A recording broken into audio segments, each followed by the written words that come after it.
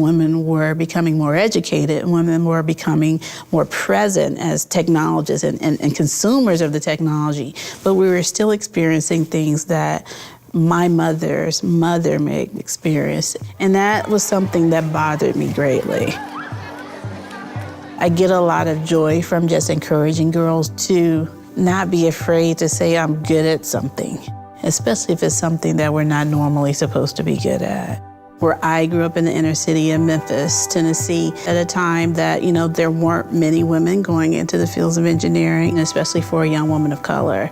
So I think for me, it was a bit of a surprise, perhaps, to my family that I would choose this particular career field.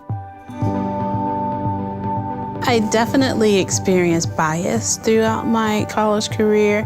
I was just determined that I would make it through there no matter what, even though the first few years of college were extremely difficult. There weren't too many folks in my room that looked like me. I didn't even have any female professors for a whole 4 years.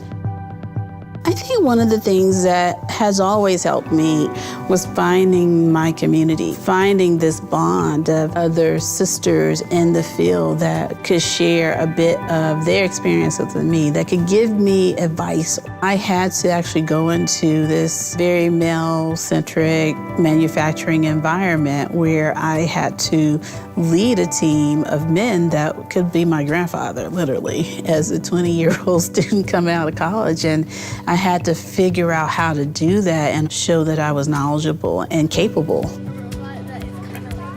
Black Girls Code was born out of my recognition as a mom to my daughter, who at the time was going into middle school and really interested in computer science and engineering and game development specifically. And I discovered that the classrooms and the world that she was entering at that really pivotal point in her development as a kid looked just like my college classroom 20 plus years ago. So I created Black Girls Code to create a community of girls that looked like my daughter, had similar interests as my daughter, and could give her that sense of community and support.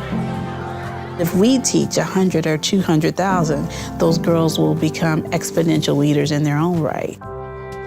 The most impactful leaders can connect on a level that goes beyond just the surface element, the mission of the company, and really get to the human quality of the work that we're doing.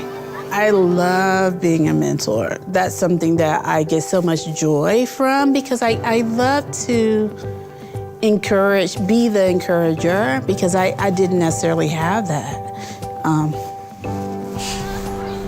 I really want us to get to a point where it's not an anomaly for a girl to be a computer scientist. It's not an anomaly for a woman or a girl to be a robotics engineer. I don't want those gender barriers to hinder the next generation from being whoever they are.